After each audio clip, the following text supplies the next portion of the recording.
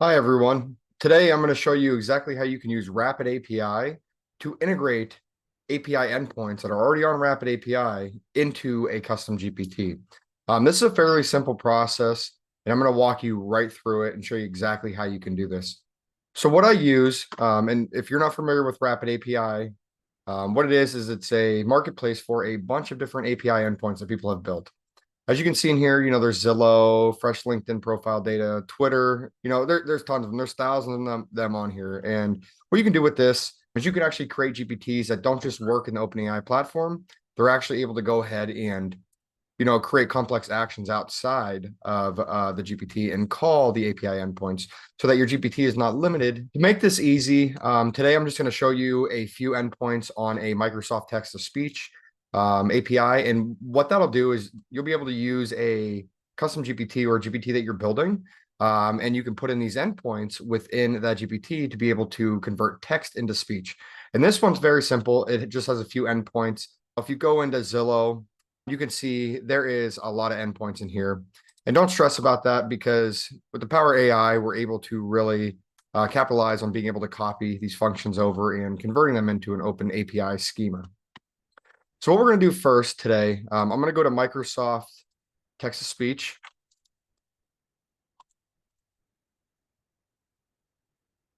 And I'm just searching right on the RapidAPI platform. This is something that I've already been subscribed to. But if you look here on your left, once you get into whatever endpoint you're looking for, whatever API you're looking for in RapidAPI, on the left-hand side, you're going to have either get functions, post functions, stuff like that. This one only has two get functions. It is a get function for get download URL, and then the other get function is get voices URL. So what I'm going to do, I'm going to bring myself down over here. What I like to work in is node.js and client AXIOS. If you can see that, okay, you can do HTTP, whatever. That'll just change, the format. I usually just work in this. You can work in whatever you want. It'll have the same outcome by using, ChatGPT to actually help you with this. So the way that I'm able to create custom GPTs with outside actions, writing schemas and everything like that in just a few minutes is because I've actually built a GPT that'll allow me to do this. You can actually just go to regular ChatGPT. You can tell it you need the Open API 3.1.0 spec. But just to make this video quicker, you guys are free to use this as well if you'd like.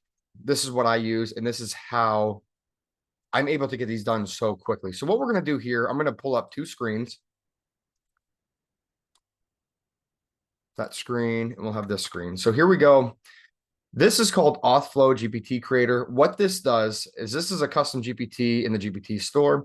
And what this does is it'll actually go ahead and it will write OpenAPI specs specifically for the schema for OpenAI. And it works for a lot of other things. But for today's training video, what I'm going to show you is exactly how easy this is to actually start building. So we're actually going to open up another tab as well. We're going to search ChatGPT. We're going to go directly in here. If you're not familiar with creating GPT, what we do is click Explore GPTs, and then we're going to click Create, okay? There we go. Now we have our blank GPT. We will come back to this. I'm going to move myself back over here to the left. What we have here on the left side is our Microsoft Edge text-to-speech RapidAPI on the left-hand side with only two get functions endpoints. And then we're going to come over to here with the Authflow GPT Creator. And what we're going to do is I'm just going to simply copy, okay? There's actually, if I open this up more, you'll see there's actually a copy button, okay? And all I'm going to say to this is I am building a new GPT. Here is the code snippets, right? Because we want to copy over these endpoints. We want to get the get download URL, but we also want the code for the get voices URL. So let's copy this one over. You can either use this button right here, or you can right click and copy. I'm going to paste that in. And then I'm going to do the same thing for the voices list. There you go. We're going to paste that in as well.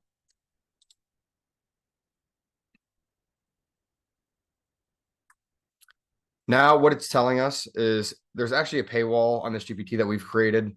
I'm going to go ahead and sign up real quick just to get past this paywall, and then we'll get right into it. So this paywall we actually built on a custom GPT so that users have to actually pay in order to use the GPT. But like I said, you don't have to use this. You can use just regular ChatGPT. You don't have to use a custom GPT, and you don't have to use my custom GPT if you would not like to. But here we go. We have verified. I'm going to put in my email. And this is not part of the training. This is just to get around the paywall real quick. So I put in my email, and you should see, this is running an action. This is not what I'm showing you yet, but this is the possibilities that you can do with these custom GPTs. So there you go. I subscribe. Now it's giving me the code snippets that we need. Okay. All I did was I copied the get download URL, and I also copied the get voices list. And that is it. And I paste it in here. This GPT is actually trained to write this schema correctly. It's very simple. You can just go to regular ChatGPT, like I said, and have it write schema for you as well. You are looking for the OpenAPI 3.1.0 spec, okay? So what I'm going to do here, what it did is it gave me the schema for these endpoints. And then it gave me custom instructions for this GPT that I'm about to build. So this is how simple this really is. So what we're going to do, we're going to copy this code. And now what we're going to do is I'm going to just open this up since we're done with RapidAPI for just a second, just so you guys can see the full screen. We're going to copy over the entire code of the spec that it gave us for the two endpoints. And you can see it's fairly small just because there's just two endpoints in there. So we're going to come over to our custom GPT that we're building now. You can see in here, there is nothing here. We can exit out of web capabilities, as well as image generation. We don't need those for this. What we're doing is we're creating a new action, okay? So we're going to take that schema. We copied the code of the schema that it wrote out, and we're going to paste it into here, okay? Now, when it successfully wrote schema for you, what you're going to see is you're going to see two available actions since we only had two endpoints. So we have the convert text to speech, and we also have the get voices list, okay? There's no errors. If you had any errors, they would show up in red above the available actions.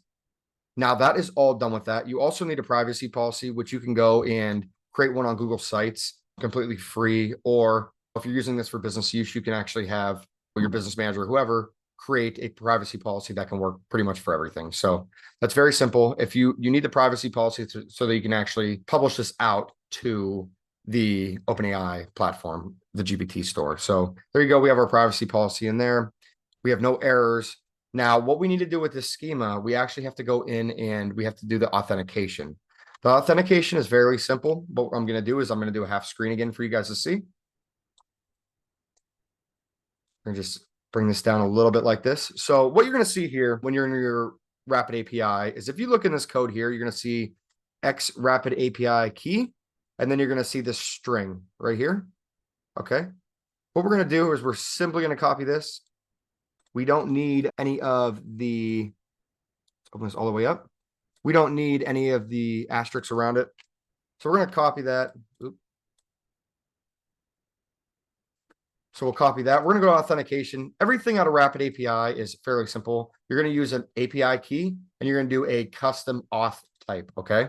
So what it's going to have here is your API key. You're going to take that out. That's just one from before that it's saved. What I'm going to do is Control V, or you can paste this API key in right here. And then we need a custom header name. So the custom header name is this right here, X RapidAPI key. That is the header name for this API key. Okay. So it's as simple as this. You copy the X RapidAPI key. Come over here, you paste that in, you click save. And now your schema for this endpoint is completely done. It is that simple. So what we're going to do, we're going to open this back up. We're going to come back into our GPT. We don't have a name. We don't have a description. We do need instructions, but we don't have them in there yet. And what we found with doing a lot of tests with these, and just some word of advice, you really don't need, big extensive instructions to go ahead and get this GPT to work, because the GPT is actually going to work and call the endpoints without even having any descriptions or instructions or anything like that, just because we wrote in that OpenAPI 3.1.0 spec, the schema that we put in, that is actually telling the GPT what to do as well. But for today's video and today's sake, what we're going to do is we're just going to name it AI text to speech, something easy. This is just a demo. I have ones out there that are like this and they work really well.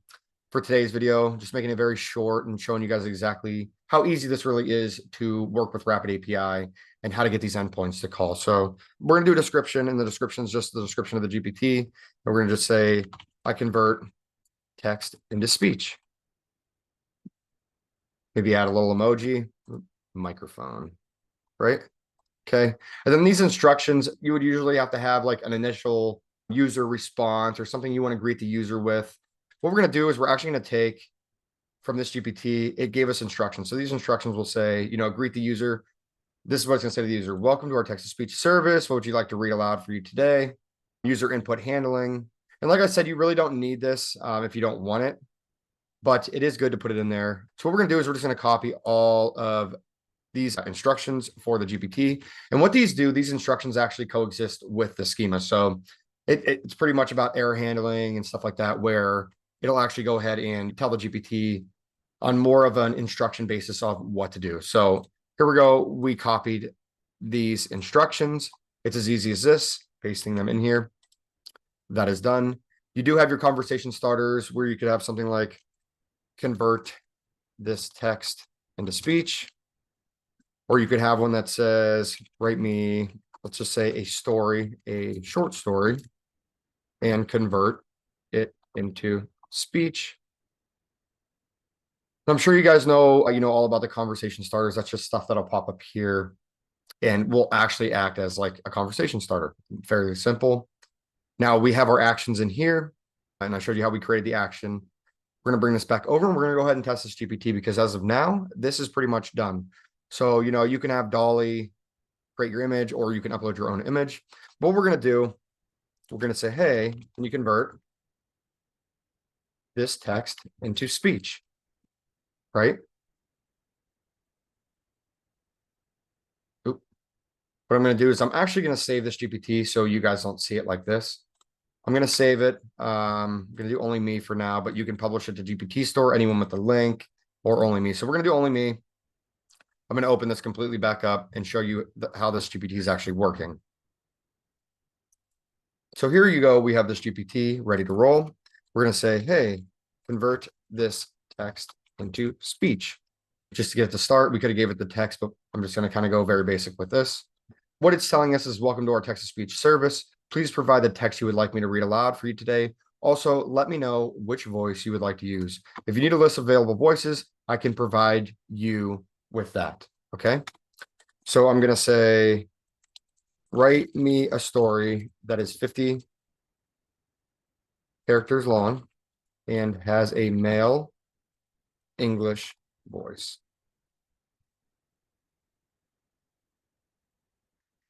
Okay, so then it's going to say the cat jumped high, catching the butterfly in flight. Here we go.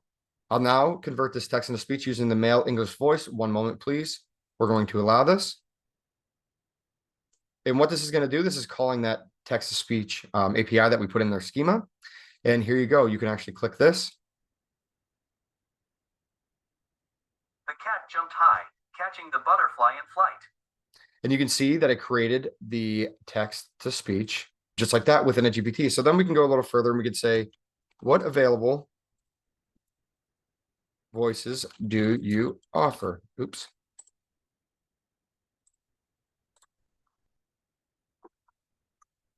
So then what it's going to do is going to gather the list, because we do have that endpoint there of getting all the voices that it has available.